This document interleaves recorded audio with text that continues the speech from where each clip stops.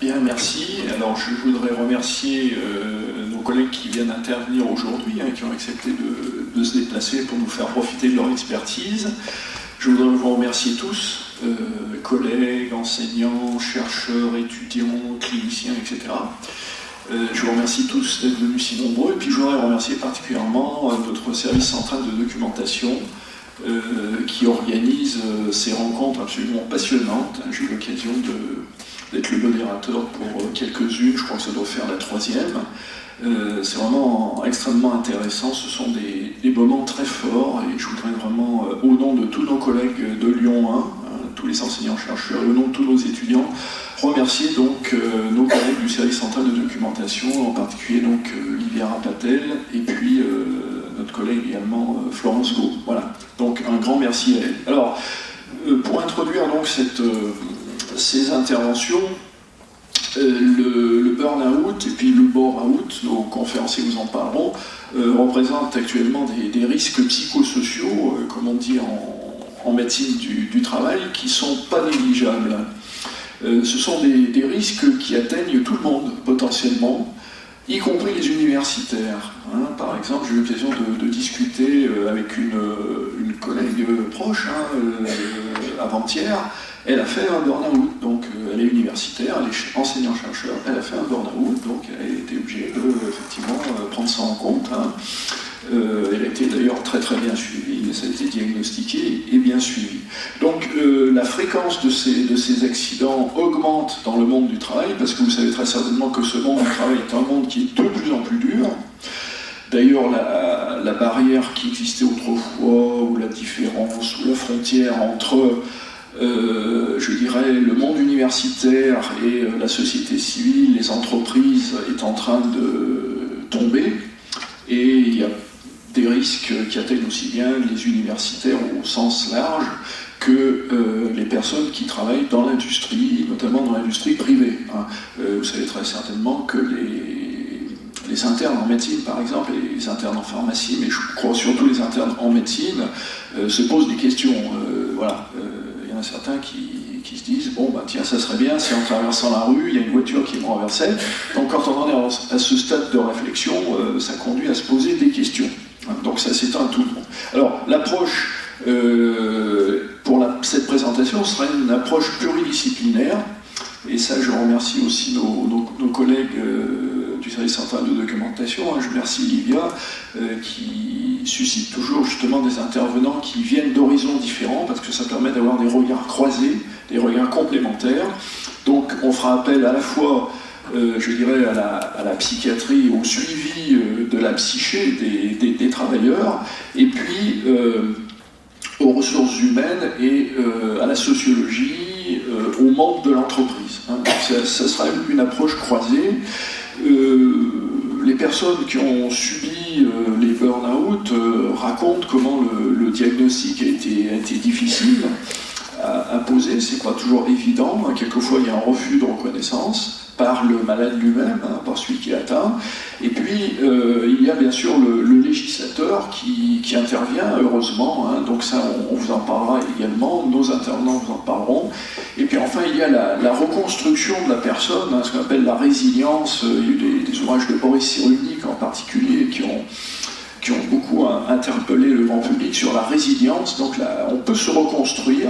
Comment est-ce qu'on peut se reconstruire après un burn-out? Comment est-ce qu'on peut aussi prévenir, parce que ça c'est presque aussi important, comment est-ce qu'on peut prévenir le burn-out de manière, je dirais, rationnelle? Il y a des méthodes et nos conférenciers vous en parlent. Voilà, alors je vais passer tout de suite la parole à M. Hervé Dadou, que je remercie bien sûr encore une fois, qui est consultant dans un cabinet de travail, dans un cabinet de conseil, pardon, excusez-moi, en ressources humaines, donc HR Consultancy Partners, c'est le groupe Randstad, qui est un groupe très connu. Et donc je le remercie, il a une grande expertise sur ces problèmes, tant en matière de législation qu'en matière de conduite de l'action, de prévention et de l'action, je dirais, de soins en matière de burn-out. Donc je le remercie encore et je lui laisse la parole pour une demi-heure. Merci. Bien, bonjour. Donc pour commencer commencer la présentation, je vais... voilà, des éléments.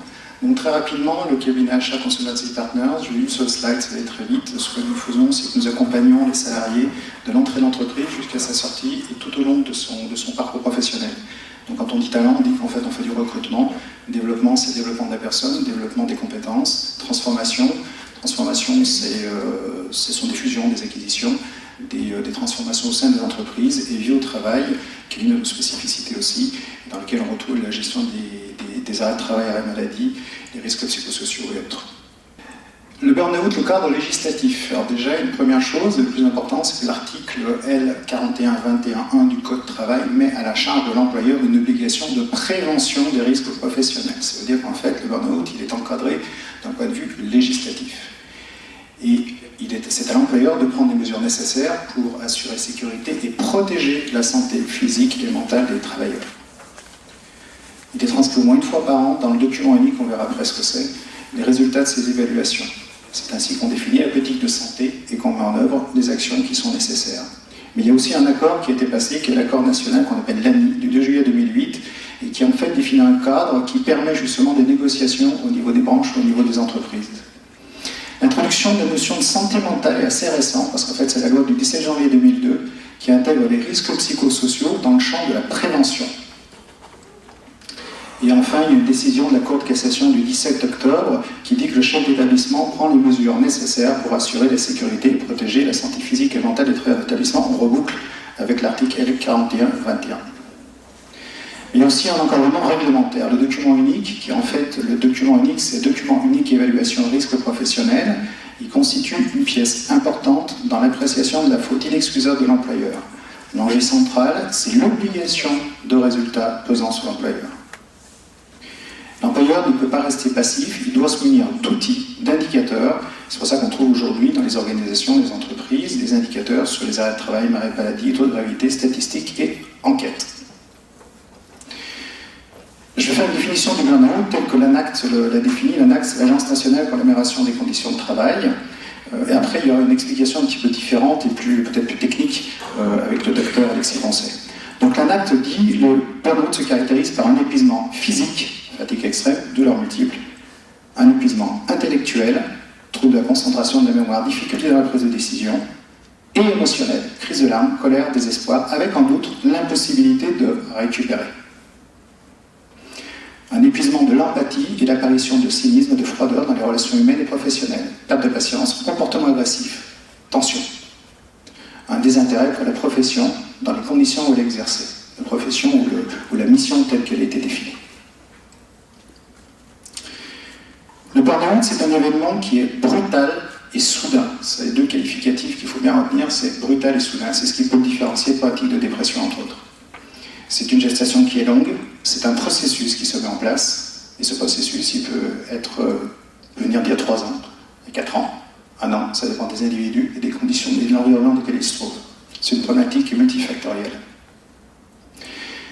Je ne vais pas tous vous citer les chiffres, j'ai toujours dans une présentation de nommer quelques chiffres parce que ça permet de situer, mais selon l'OMS, la dépression majeure qui inclut donc le burn-out deviendra la seconde cause d'invalidité chez l'humain après la problématique cardiovasculaire. Oui, c'est quand même très important. Une étude a été faite par un cabinet qui travaille notamment sur les risques psychosociaux, qui est le cabinet Technologia, en 2014, et ils ont estimé qu'il y a 3,2 millions de salariés potentiellement en situation de burn-out. On parle bien de potentiellement en situation de burn-out. Il y a un chiffre qui est récent, qui vient en fait de l'Institut de veille sanitaire, qui est de 2015, donc très très récent, et là on annonce 30 000 personnes concernées. Alors quand on dit 30 000 personnes concernées, on se pose une grande question, parce qu'aujourd'hui le burn-out il n'est pas défini comme maladie professionnelle. Donc comment on a fait pour définir qu'il y avait 30 000 personnes? Je ne sais pas. En tout cas il y en a 30 000. Et puis tout à l'heure je crois qu'il y a un chiffre qui avait été annoncé, c'est 400 000 je crois. Une estimation de 400 000 personnes en situation de burn-out sur la France. Donc, oui, on navigue entre 30, 400, 3 millions d'eux. Mais même si c'est 400, c'est déjà énorme. Il y a des enquêtes européennes qui ont été faites. 27% des salariés déclarent souffrir de stress lié au travail. C'est une étude 2005. Et puis, des enquêtes qui ont été réalisées par la DARES et la SOMER, avec une augmentation des contraintes organisationnelles, c'est-à-dire un travail davantage dans l'urgence, plus dépendant de l'extérieur, plus morcelé, 24% déclarent recevoir des GSE0 et tout seul dans une situation difficile. 35% déclarent recevoir des ordres ou des indications contradictoires. Problématique de management ou problématique de stratégie. On va regarder cette étude, l'étude Technologia, justement. Et là, on s'aperçoit qu'en fait, bon, c'est ce qu'on disait tout à l'heure, on parle de 3,2 millions de personnes. Quand on regarde la répartition, ben, on s'aperçoit qu'il y a plus de femmes que d'hommes. Sur les zones françaises exposées, on a à peu près équivalent. On aurait pu imaginer que le bassin parisien était plus violent. En fait, non, il y a plus de sièges, mais ce n'est pas plus violent. Les âges, ma catégorie d'âge, on regarde, c'est quand même assez équivalent. C'est-à-dire qu'il n'y a pas un âge, on pourrait imaginer que ce sont des gens d'un certain âge qui sont plus enclins parce que nouvelles technologies, parce que nouveaux outils, parce que pression, parce que insécurité d'emploi, parce que insécurité de plein de choses. Non, en fait, tout le monde est touché. Les métiers, on a une surprise quand même, c'est surprenant, parce qu'il y a un métier auquel on ne pense pas, ce sont les agriculteurs exploitants. 23,5% d'entre eux. On en parle peu, ce sont des gens qui sont très discrets, mais ils sont très touchés. Les artisans, commerçants, chefs d'entreprise, on est à 19,1%, on va dire. Les cadres de profession, c'est environ 19%. Et quand on regarde les cadres de profession intellectuelle supérieure, on retrouve en fait l'environnement de la santé. Oui, non. Si, on le retrouve. Il y a les ouvriers et puis les professions intermédiaires. On a un tableau. Des profils. Des gens qui font du burn-out, le docteur Alexis sera plus précis et plus détaillé, mais ce sont des gens qui sont des individus, c'est comme ça qu'on les identifie dans les entreprises, ce sont des gens qui sont motivés, ce sont des gens qui sont engagés, consciencieux, enthousiastes, créatifs, ambitieux, perfectionnistes, soucieux de leurs images et désireux d'être admirés, d'être aimés, l'ego de chacun. Ce sont des salariés ou des agents en or pour les entreprises. Et pourtant, c'est eux qui tombent. On va venir donc sur la prévention. Donc en termes de prévention, on dit prévenir plutôt que guérir, bien évidemment, c'est connu, mais c'est fondamental. Et on part du principe qu'individuellement, il est très important que dans sa vie, dans sa propre vie, il y ait l'équilibre des 4 piliers. Ce qu'on appelle les 4 piliers, c'est le premier pilier, c'est la vie personnelle, le moi. C'est ce que je suis, ce que j'existe. J'ai le droit de vivre, j'ai le droit de penser, j'ai le droit de me reposer, j'ai le droit d'avoir mes moments à moi, personnellement, et je dis bien à moi, et c'est sans prétention, c'est moi-je. Et le moi-je, il est très important. On s'oublie souvent par rapport aux autres, on oublie qu'on existe soi-même, dans ce qu'on appelle la vie personnelle. Un second pilier, c'est la vie familiale ou affective, peu importe le type de vie, mais en tout cas, il y a un lien, il y a quelque chose, il y a du ressenti, il y a de l'échange. La vie professionnelle, elle est importante. Alors, elle peut être professionnelle ou associative, mais en tout cas, il y a une mission qui nous permet justement d'avoir une vision des échanges différents de ce qu'on vit au quotidien. Et le 4e pilier, c'est une vie sociale, loisirs, sport, association. Alors, il ne faut pas 25, 25, 25, et 25, c'est pas ça. Mais il faut simplement avoir d'équilibre. C'est-à-dire qu'il faut penser qu'à chaque fois, on doit se ménager des espaces pour les uns et pour les autres. Il ne faut pas être uniquement job, il ne faut pas être uniquement associatif, il ne faut pas être uniquement sportif, il ne faut pas être uniquement familial. Il faut bien ensemble pour avoir cette espèce d'équilibre qui permet d'être ce qu'on est dans l'environnement dans lequel nous vivons aujourd'hui. Donc là, on parlait de problématiques individuelles. Et tout ça, ça amène du bonheur. Quand on fait une démarche de prévention, la première démarche qui doit être nécessaire, c'est une démarche de diagnostic. On fait un état des lieux. L'idéal, c'est que la démarche soit participative.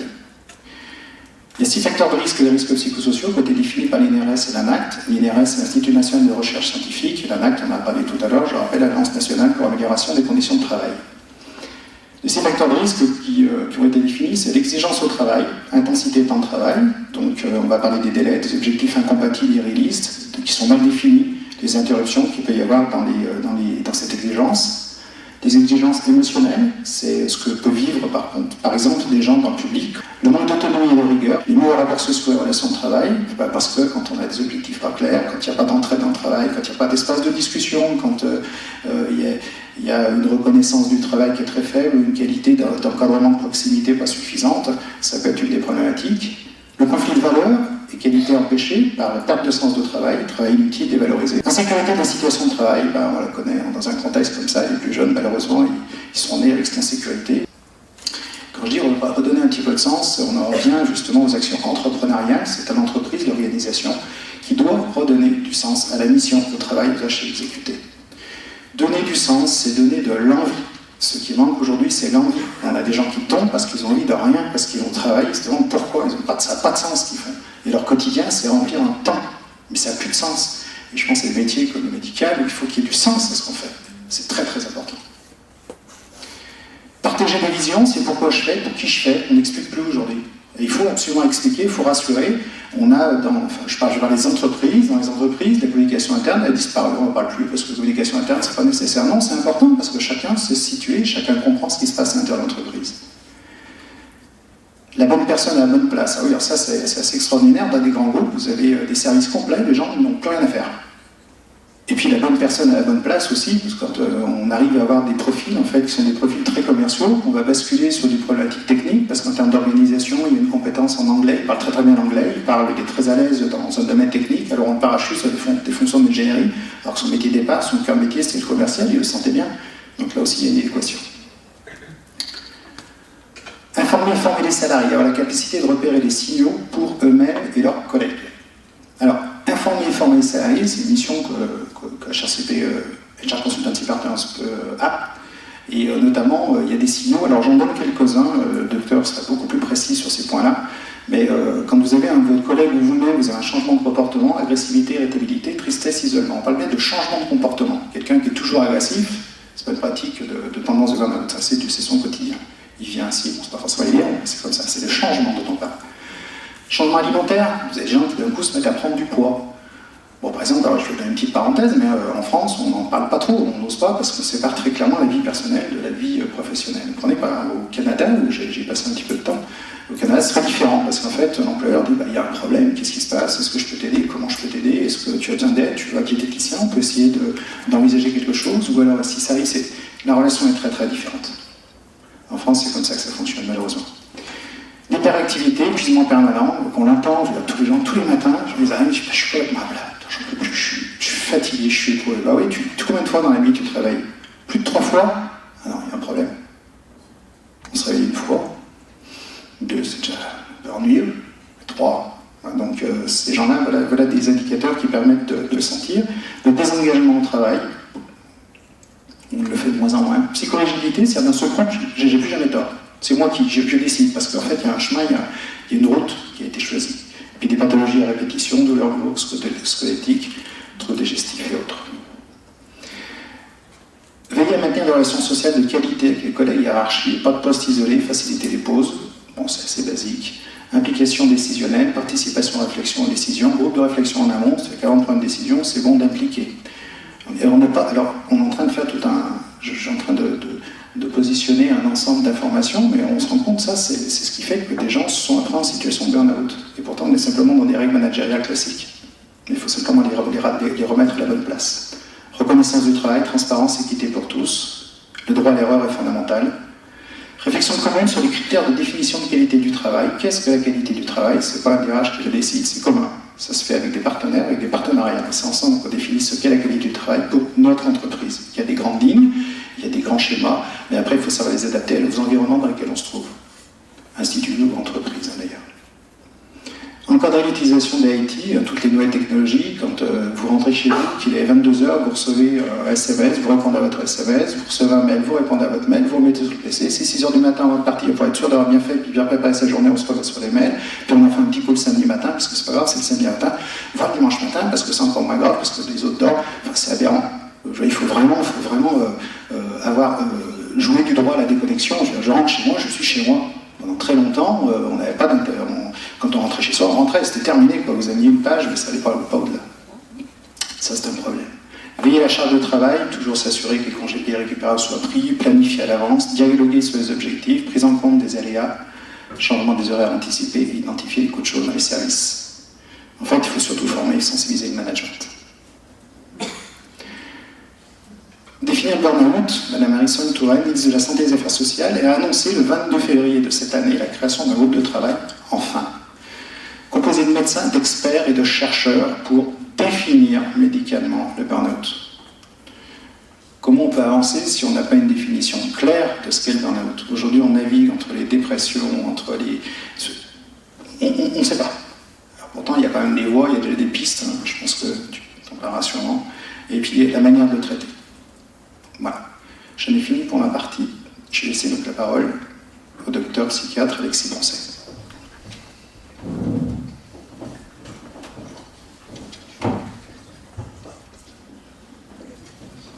Bien, merci beaucoup. beaucoup pour cet exposé extrêmement clair et extrêmement instructif. Hein. Donc, si vous avez un collègue ou un camarade qui brutalement perd patience, devient agressif alors qu'il est gentil tous les jours et puis est en état de tension, vous vous dites attention, le burn-out est proche. Moi, ce que je retiens, c'est aussi ces 4 piliers, avec non seulement la qualité du travail, par exemple, mais aussi la qualité de ce qu'on peut trouver au travail. Et je dirais que globalement, dans notre université, on a quand même de la chance, parce que les personnes peuvent faire du sport, il y a une crèche, il y a des clubs, il y a même un centre aéré, donc voilà, il y a un certain espace. Et puis, pour avoir pratiqué la chose, on a une écoute auprès de l'administration, donc je pense qu'on peut dialoguer. Voilà. Alors, le mail, oui, alors je reviens sur ce mail, c'est vrai que ça c'est une véritable addiction, de même qu'aujourd'hui on a une addiction au téléphone portable, en particulier des étudiants, donc on est obligé de tirer un peu le signal d'alarme. Mais le mail, j'en ai fait moi-même l'expérience, c'est très addictif, effectivement, samedi on se remet sur ses mails, ou on téléphone parce qu'on a le temps de téléphoner, et l'espace de travail remplit complètement la vie, quoi. Voilà. Et puis si on n'a pas cet espace de travail, on se sent complètement vide, donc il faut faire très attention. Alors maintenant, je vais passer la parole donc, au docteur Alexis Poncet, qui est psychiatre. Hein. Il a eu une activité clinique et une activité de terrain, puisqu'il a été assistant au CHU de Grenoble, aux urgences, donc vraiment il connaît bien le terrain et les accidents aigus, et actuellement il pratique donc dans un cabinet libéral. Par conséquent, je dirais qu'il va nous donner un aspect anatomo-clinique tout à fait de premier plan. Merci. Alors merci aux organisateurs de m'avoir convié à cette journée. Je trouve très intéressant qu'on soit plusieurs intervenants pour cet axe pluridisciplinaire où plusieurs visions peuvent se croiser et c'est indispensable dans le burn-out, comme je vais essayer de vous le montrer par la suite. Alors très rapidement, la nécessité sur cette diapositive vous est rappelée de savoir qui vous parle, hein, puisqu'en fonction de la formation, de l'expérience, la vision du burn-out ne sera pas la même. Alors moi je me situe dans l'orange en bas, médecin du travail, avec pour les autres ronds, les autres intervenants possibles pour cette thématique. Le plan, rapidement, historique, concept, définition. Alors définition, je me suis arrêté à certaines, sachant qu'il y en a des dizaines. Les symptômes, là aussi, je vous expliquerai qu'il y en a trop, probablement. Le diagnostic, ou le non-diagnostic plutôt. Et puis enfin, quelques diapos sur la prise en charge. Alors, par rapport à mon collègue précédent, Hervé Dadou, je vais quand même un peu plus parler de l'humain. Et j'essaierai de vous montrer dans cette présentation que le burn-out est pour moi, puis d'autres médecins, la rencontre entre un environnement, donc professionnel, et le fonctionnement d'un individu. Alors rapidement, simplement pour dire que l'épuisement professionnel ou le burn-out n'est pas une affaire qui date de 20 ans. Dans certains ouvrages, je vous conseille Global Burnout de Pascal Chabot, qui est un philosophe suisse, où il retrace la partie historique, il montre l'épuisement professionnel des moines, en fait, à une époque, avec un surengagement de certains moines qui déjà priaient trop, en fait, c'est la maladie du trop. Un psychiatre français, il y aura une diapositive qui lui est consacrée pour dire qu'il est un peu le précurseur par rapport à des approches actuelles. Un des premiers à avoir vraiment utilisé le terme de burn-out est le psychiatre américain d'origine allemande qui faisait 2 journées en fait. La journée était psychiatre et le soir il allait travailler dans une clinique de toxicomanes. Il a vu d'autres bénévoles littéralement se consumer et lui-même s'est rendu compte que même sa voix se modifiait à travers les enregistrements cliniques. Donc il a été le premier à utiliser le mot burn-out en comparaison de ces personnes qui se consumaient complètement. Par la suite, une psychologue, sociologue, Maslach, en fait, qui a beaucoup étudié le sujet, beaucoup écrit sur le sujet, qui, elle, amenait un syndrome tridimensionnel avec un épuisement émotionnel, une déshumanisation et puis la perte du sentiment d'accomplissement professionnel, personnel et professionnel. Pour elle, c'était principalement l'organisation qui était responsable. Elle avait d'ailleurs construit un outil de mesure, le Maslach Burnout Inventory, MBI, qui est parfois encore utilisé, sachant, je n'ai pas fait de diapo spécifique, mais qu'il n'y a pas vraiment, je leur dirai tout à l'heure, d'échelle spécifique. Plusieurs outils sont utilisés, mais aucun n'est spécifique. Alors, une grande diapo bien remplie, je sais que ça ne se fait pas, c'est pourtant une définition où les auteurs ont essayé de trouver un consensus à de nombreuses définitions. On retrouve que le burn-out est quelque chose qui dure, hein, alors certes à un moment donné ça peut être aigu, mais c'est quelque chose qui dure, avec l'aspect négatif, bien entendu en lien avec le travail, qui affecte des individus normaux. Par là, il voulait éliminer tous les gens qui pouvaient avoir d'autres pathologies, qui pourraient se compliquer d'épuisement, avec les symptômes principaux, l'épuisement physique, psychique, émotionnel, accompagné d'une anxiété, parfois d'une tension, d'un sentiment d'amoindrissement d'efficacité, les gens qui ne se sentent plus capables d'une perte de la motivation, on va au travail en traînant des pieds, on se met à regarder la pendule pour savoir quand est-ce qu'on peut partir, alors que ce n'était pas le cas auparavant.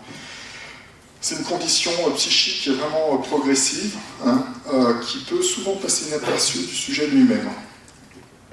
Et d'ailleurs, c'est souvent pour ça qu'il va mettre en réponse à cette souffrance des comportements qui vont parfois aggraver, en fait. Hein. Donc le burn-out s'installe en raison de mauvaises stratégies d'adaptation.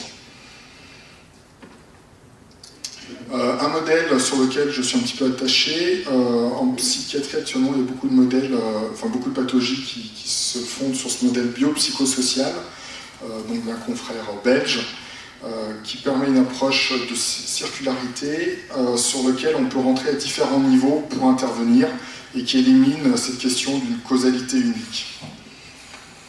Donc pour cet auteur, c'est vraiment ce que je disais déjà en introduction tout à l'heure, la rencontre entre un individu avec une fragilité, un vécu, une expérience, la génétique et un environnement professionnel.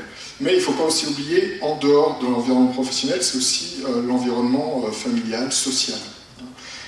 Par exemple, je me souviens d'une dame qui m'était adressée par un médecin généraliste et un médecin du travail d'un grand groupe pharmaceutique de l'Ouest lyonnais, parce que j'exerce du côté de l'Ouest, pour épuisement professionnel. Et face aux médecins, notamment aux psychiatres, les patients racontent aussi leur vie. Et clairement, en dehors de l'épuisement professionnel, existait un épuisement familial. On parle maintenant aussi d'épuisement familial. Avec une femme, le mari était bien présent, mais souffrait d'un alcoolisme, 3 enfants à gérer.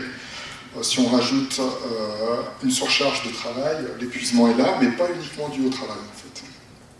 Donc ce contexte d'environnement autre que professionnel est important à prendre en considération aussi.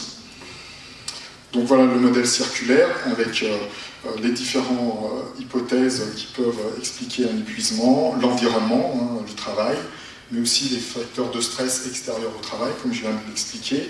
Probablement des vulnérabilités quasi génétiques, hein. La construction de la personnalité en fonction des événements de vie, les hypothèses comportementales qui ont été mises en place par rapport à ces expériences de vie, et puis tout le contexte sociologique. Alors je vous avais parlé de Claude Weil, le psychiatre, en vous rappelant qu'il allait y avoir une diapo à venir. Déjà en 1959, il expliquait que l'état d'épuisement était le fruit d'une rencontre entre un individu et une situation. Que l'un et l'autre étaient complexes, et qu'il fallait se garder de simplifier, et que ce n'était pas simplement la faute à telle ou telle condition du milieu, en l'occurrence professionnelle, pas plus que c'était la faute du sujet. Alors les symptômes, certains auteurs en ont retrouvé plus de 130. Autant dire qu'avec ce nombre-là, on peut se dire qu'il y a peu de chances qu'il y en ait qui soient pathognomoniques, donc spécifiques du trouble. Je vous ai présenté la classification d'un auteur qui représente cette grande catégorie. Initialement, les symptômes d'alerte à la phase initiale, avec des gens qui sont dans l'excès, hyperactivité, sensation d'être indispensable, de ne pas avoir le temps, des gens qui vont être dans le trop, et puis qui commencent à montrer des signes d'épuisement. Manque d'énergie, Hervé Dadou qui expliquait le matin, se lever, y aller, c'est difficile. Des gens qui se démobilisent, des gens qui au contraire parfois étaient trop mobilisés, trop surinvestis, présentent des difficultés cognitives, dans se concentrer, mémoriser, s'organiser. Ils ont des difficultés à prendre des décisions alors qu'auparavant c'était des gens qui étaient reconnus pour ça souvent. Une perte de motivation, je disais tout à l'heure, des gens qui vont au travail en traînant des pieds, et puis souvent une perte de créativité. Des gens qui progressivement vont perdre leur engagement, alors à différents niveaux, les clients ou les patients, quand c'est des professions soignantes. Aux urgences, on voit beaucoup ça, des infirmières qui déshumanisent le patient, en fait. Le patient est traité comme un numéro, voilà, alors qu'auparavant, c'est des soignants très empathiques. On parle plus de monsieur un tel, mais celui-là, etc. Mais au-delà de la sphère professionnelle, dans les familles, les gens peuvent montrer, Hervé Dadou l'a déjà dit, une froideur, une perte d'empathie. Le travail, c'est le ras-le-bol. Et puis en même temps, ces personnes vont relever leurs exigences en se disant qu'ils ont fait beaucoup, mais ils vont s'interroger sur les reconnaissances. Les choses deviennent superficielles. Des gens qui peuvent commencer à s'isoler, à recentrer sur soi, avoir du mal à échanger avec les autres. Et puis on voit apparaître une baisse du moral, des symptômes dépressifs, sans que forcément la dépression soit encore là, mais un sentiment de culpabilité, de dévalorisation, je ne vaux rien, je n'y arrive plus. Et puis parfois des gens qui peuvent devenir aussi agressifs, au moins verbalement. Parfois plus, mais plus souvent uniquement verbalement. Et puis toute la sphère des réactions psychosomatiques, donc de douleurs inexpliquées, ces gens qui consultent pour des maux de tête, des lombalgies, de survenues progressives, sans explication lors des examens, des dysfonctionnements digestifs. Et puis parfois une évolution avec des symptômes de complications de la dépression, notamment des idées suicidaires. Voilà, enfin, là c'est résumé, mais je vous dis 130 symptômes. Comme je disais, aucun présente un intérêt de dépistage ou de diagnostic quand il est pris isolément. C'est seulement un faisceau de symptômes mis en parallèle de l'histoire. L'anamnèse est importante. La situation professionnelle, mais au-delà. C'est pour ça que parfois, quand le dépistage peut être fait dans le monde du travail, avec la culture que relevait Hervé Dadou, les gens ne vont pas parler de l'extérieur, qui peut intervenir aussi. Alors, ce qui était noté, c'était aussi les changements. S'assurer que la personne ne change pas son fonctionnement, ne change pas sa façon de faire. C'est ça qui doit le plus souvent alerter. Alors je l'ai mis en rouge, parce qu'on m'avait demandé de traiter du diagnostic. À l'heure actuelle, pas de diagnostic possible. L'Académie de médecine l'a encore écrit il y a quelques semaines, ou maximum 2 mois, dans un rapport disant qu'actuellement, il n'était pas possible d'établir de diagnostic. De mon point de vue, je crois qu'il faut trancher sur des limites, en fait. Mais dans les grandes classifications, notamment pour le DSM-5 plutôt américaine, la CIM plutôt européen, pas d'éléments classifiants pour ce trouble-là. Alors comment s'en sortir? Peut-être en éliminant d'autres troubles, en reprenant de façon rétrospective la survenue de la souffrance, et puis vraiment avoir la capacité d'éliminer tout trouble psychiatrique qui pourrait s'approcher de ce tableau clinique. Alors ce qui explique aussi que pas de diagnostic pour l'instant, pas de statistiques vraiment fiables, ce qui explique une grande disparité dans les chiffres, j'ai encore une diapo là-dessus. Faire des études, oui, mais quelle population on prend pour étudier, puisqu'on n'a pas déterminé de borne en fait à ce trouble-là pour l'instant. Alors des diagnostics différentiels, on l'a évoqué, peut-être vous tout à l'heure, l'addiction au travail. Ces personnes qui aussi du fait des nouvelles technologies de communication, smartphones, pendant leur week-end, les soirs, pendant les vacances, vont consulter leur boîte mail.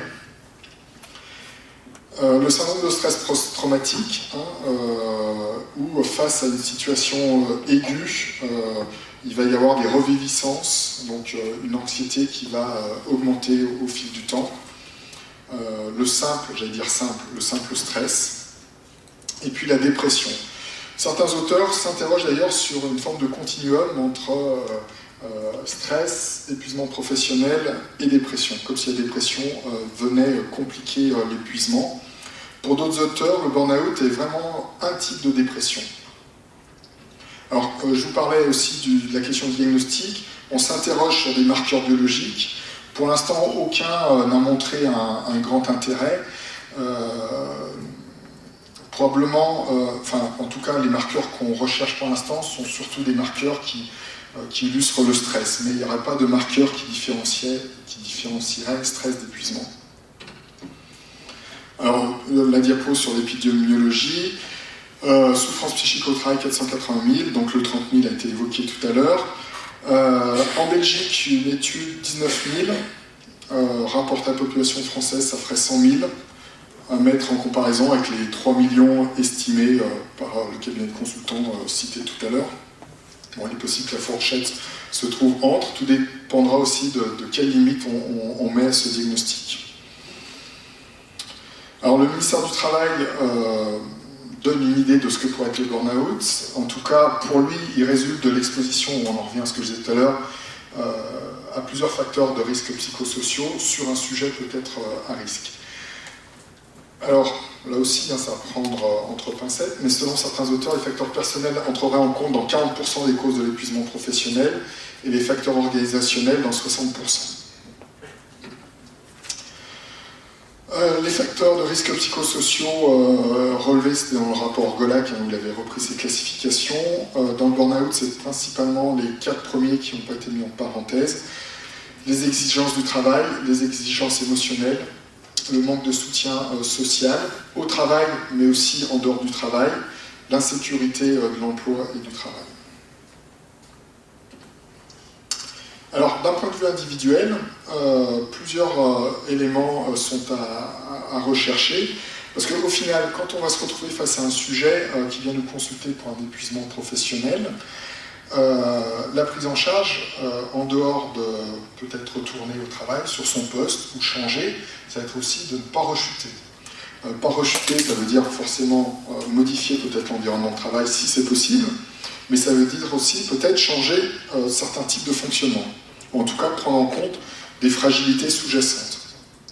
Les individus de type A, c'est ces personnes fonceurs, gagnants, où les choses ne vont pas assez vite, qui sont très sujets à l'épuisement professionnel. Les sujets anxieux, sans forcément qu'il y ait un véritable trouble anxieux comme défini dans le DSM, mais les gens qui ont probablement une tendance à l'anxiété vont plus facilement s'épuiser, puisque tout va poser question, tout peut amener à une vérification, donc c'est des sujets qui vont s'épuiser plus rapidement. Souvent on retrouve des sujets qui ont une problématique d'estime de soi, donc il faut prouver qui l'on est quand on a ce questionnement soi-même. Donc c'est des gens qui vont faire plus pour montrer qu'ils sont capables de. De façon assez proche aussi, des personnes qui travaillent dans un perfectionnisme, et puis des gens qui ont aussi ces traits de caractère dans la difficulté à faire confiance, à déléguer. Donc la surcharge va être plus facile pour eux. Et puis des gens qui sont qualifiés de sauveurs, des gens qui sont reconnus pour être dans les coups durs et sauver les situations difficiles. Alors le traitement, la prise en charge, probablement pluridisciplinaire, pour intervenir sur les différents niveaux, individuels mais aussi l'environnement professionnel.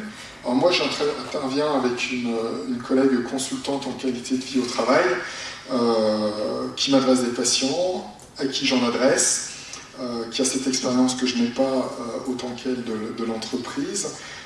D'ailleurs, elle a fait un petit blog, vous pouvez aller voir, donc vous tapez Sandra Rossi, Burnout, vous tombez sur son blog qui est bien fait et qui traite du burn-out. Alors, préventif, ça a été traité tout à l'heure. préventif du sujet, ça me paraît assez sensible comme questionnement. Ça voudrait dire la recherche des vulnérabilités, pourquoi pas à l'embauche, enfin toute cette question-là. Alors au niveau curatif, quid du traitement médicamenteux?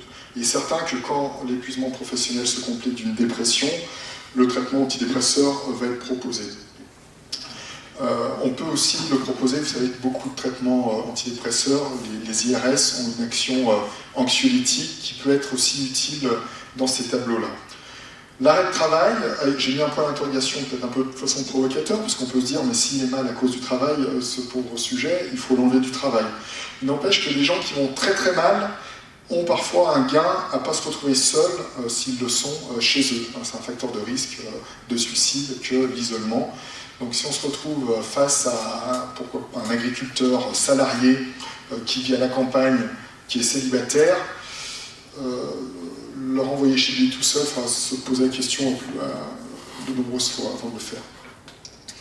Et puis surtout la prévention de la rechute, ce que je disais tout à l'heure, c'est là où on va essayer d'intervenir sur tous les facteurs de risque individuels. Travailler dans des thérapies comportementales et cognitives quand le sujet, par exemple, une problématique d'estime de soi, baisser ses niveaux d'exigence si c'est quelqu'un qui fonctionne dans un perfectionnisme. Voilà les pistes de prise en charge pour l'épuisement professionnel.